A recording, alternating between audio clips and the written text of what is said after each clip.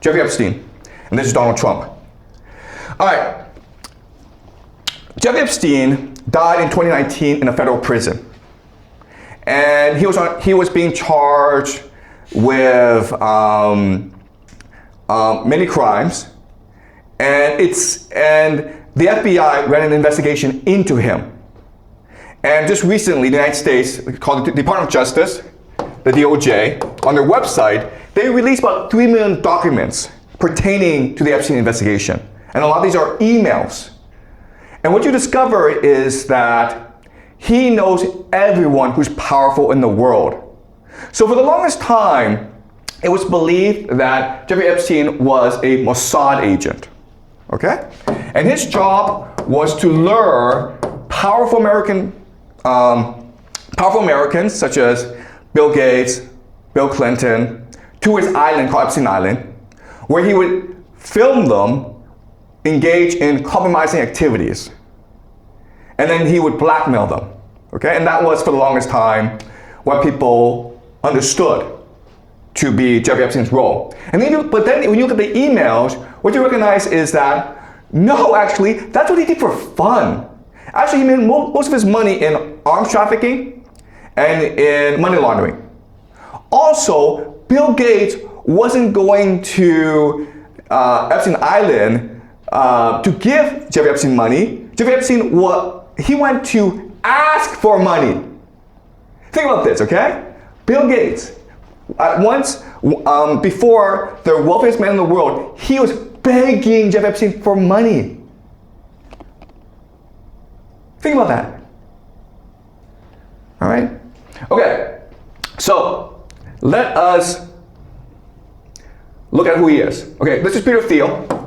Peter Thiel, as you know, is one of the wealthiest men in America. And Peter Thiel and Jeffrey Epstein are arranging a time to meet. Again, it's not Jeffrey Epstein is seeking these guys out, they're seeking him out, okay? Elon Musk, the wealthiest man in the world, he's actually trying to arrange an appointment with Jeffrey Epstein. All right, why? Because Jeffrey Epstein says, I represent the Rothschilds. All right? Your money is fake. Your money is stock market money. Your money is an illusion. I represent real money, real power, real wealth. Okay? All right. The Rothschilds. All right. So Jeffrey Epstein is very close with the Rothschild family. Why? Well, this is Irena de Rothschild, one of the members of the Rothschild family. Okay? And in December 2018, okay, this is a year before he dies, all right, Jeffrey Epstein sends Irena de Rothschild an email saying, hey, let me tell you something really funny. Harvard is saying that when Hitler was poor, he lived in a home, a charity home, that was financed by 3 wealthy families who are Jewish. And who are these 3 wealthy families? They're the Rothschilds, right? Then there are the Epsteins, me, and the Gutmans. So these 3 families, Rothschilds, Epsteins, and Gutmans, go way back centuries. All right? So Epstein is a member of one of the most powerful families in the world. All right? Now, Irena de Rothschild responds and says, oh, it's just a conspiracy theory, right? It's just saying that the Jews created Hitler. And Epstein gets angry at her and says, no, it's 100% true, man. Hitler was selling his clothes and already living in a shelter funded by Jews. Epstein, Rothschild, and Gutman, no conspiracy. It's really true, okay? The Epsteins, who are we? We're the Vienna bankers. All right? We've been around for the longest time. You Rothschilds think you're powerful? Well, we're powerful too. Okay? All right, let's continue. All right, so the FBI is running an investigation on Jeffrey Epstein, and they created a file on him. And there's a confidential human source, a spy basically, who they recruit to tell them who Jeffrey Epstein is and what his network is. And the FBI is sort of blown away by what they discover, okay? So, Amber, could you help me read, please? Okay, all right.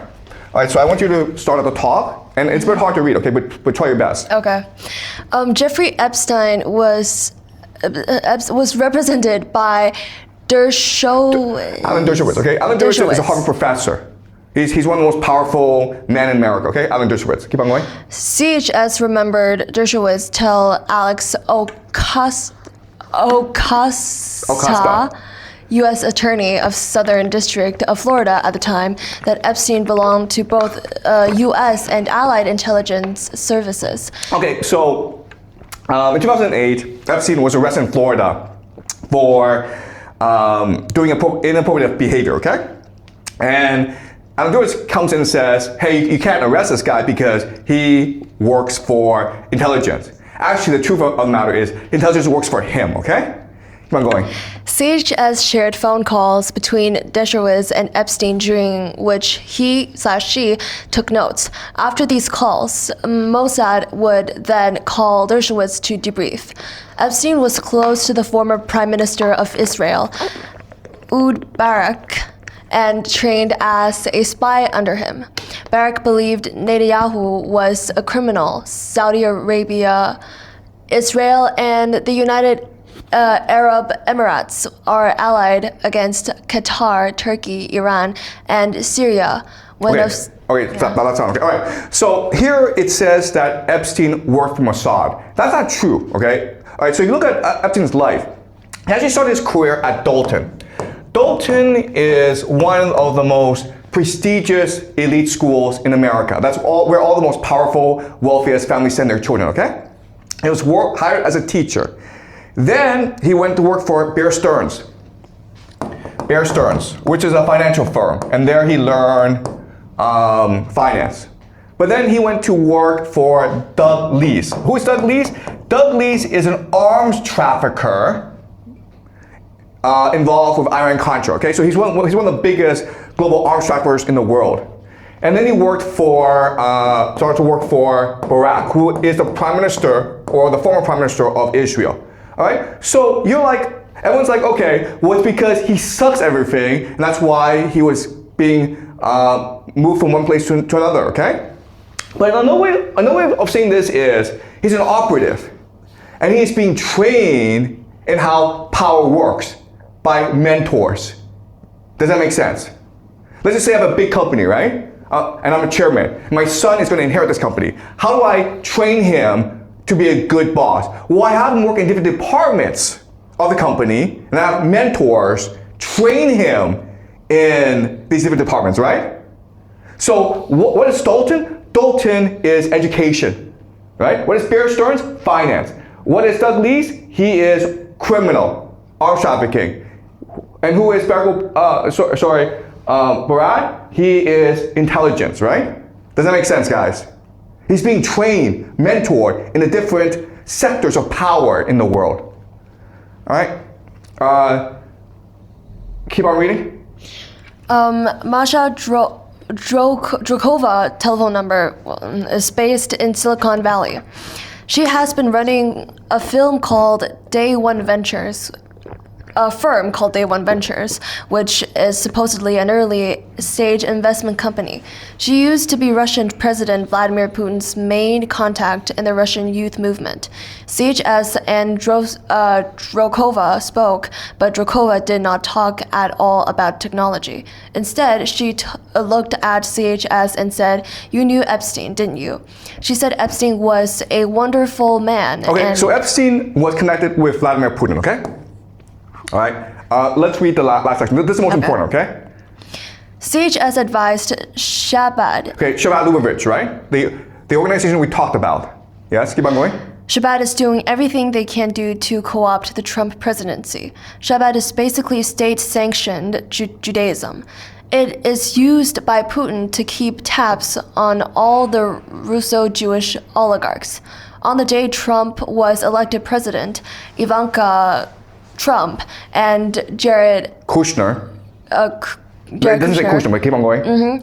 Were at the gravesite of Rabbi Sneerson. Okay.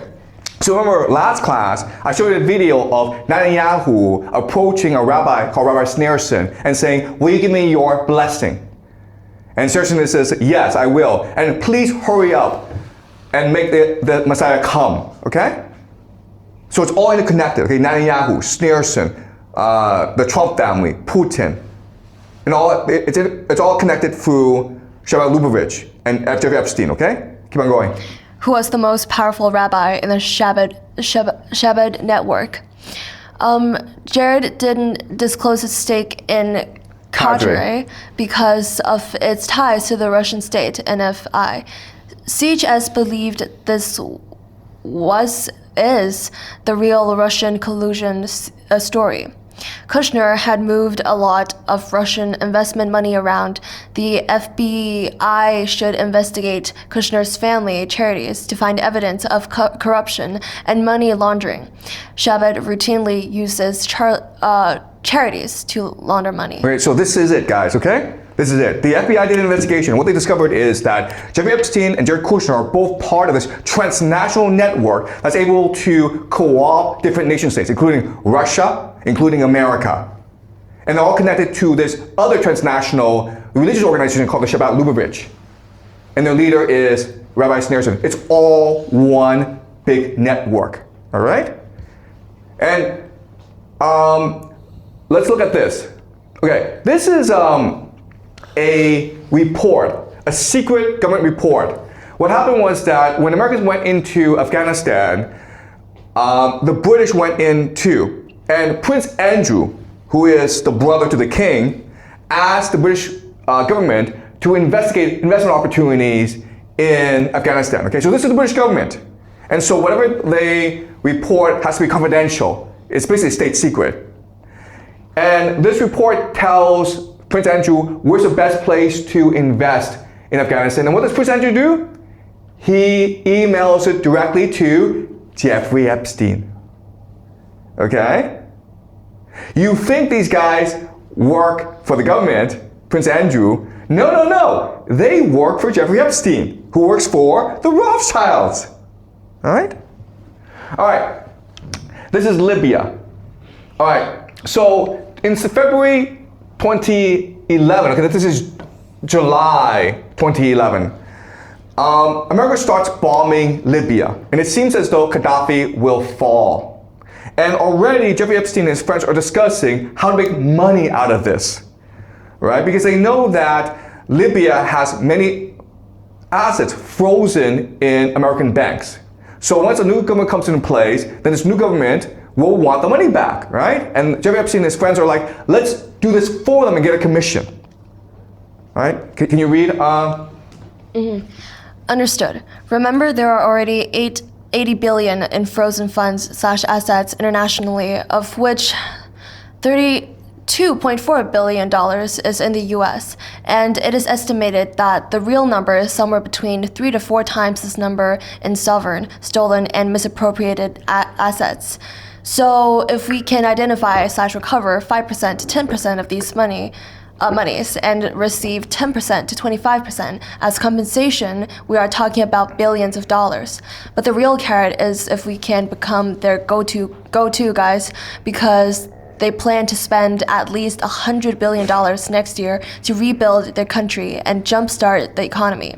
Also, remember, Libya is a rich country, as its population is 2 million less than the city of New York, and it has the 9th largest crude oil and natural gas reserves on the planet, and a literacy rate of almost 80%. Okay, do you guys understand what's happening, okay?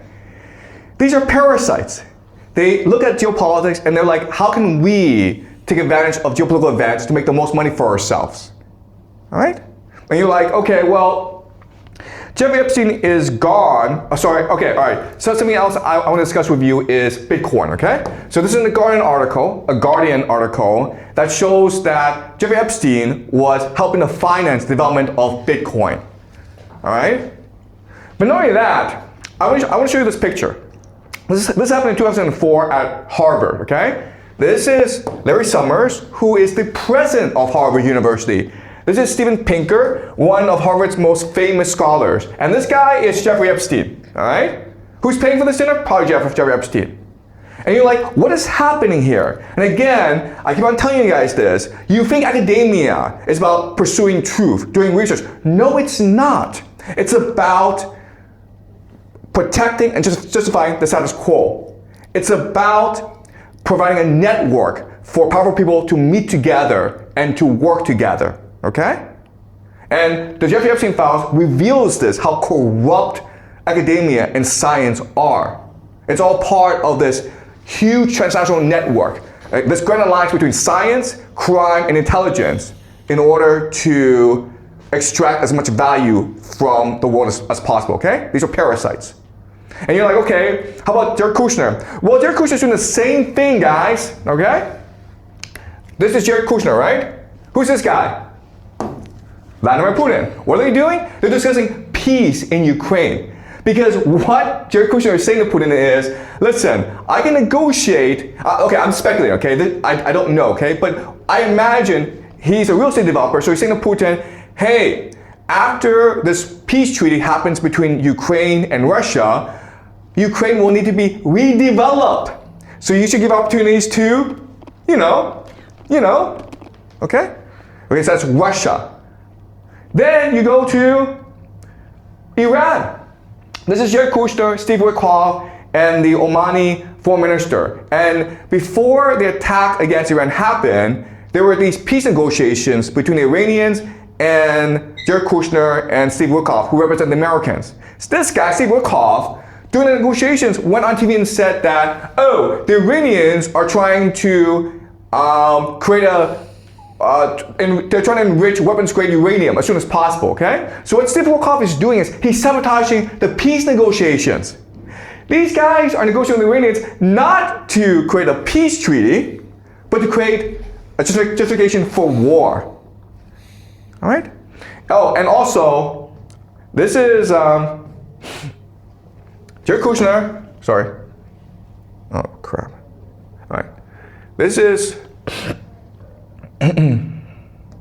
Jared Kushner, this is Steve Witkoff, and this is Benjamin Netanyahu. What are they doing? They're discussing peace in Gaza. Why? Because after peace happens in Gaza, Steve Witkoff and Jared Kushner are going to lead a real estate team to develop Gaza into these luxury villas, guys. Okay? So this is how the world works. All right? But again, there's a problem with the system, all right? So, okay, well, this is the way the world works. Now, the question then is, okay, if this is the way the world works, and Jeffery Epstein, Jared Kushner, and others are the real power in the world, and they represent the elite, how do we know this? Why is the Epstein files out in the government website, right? Why is it that you can go on the Department of Justice and look at all these things? Well, because there's a problem with this system. It's this. This system is a parasite, right? So they are extracting value from the nation state. So other elites are asking themselves, why can they be the parasites, but not us, right? So what's happening is a civil war between the elite, these people, and the counter-elite, people who want to take the position and become the parasites. Okay? And that's why we're seeing this conflict right now emerge in America. All right? Any questions, guys?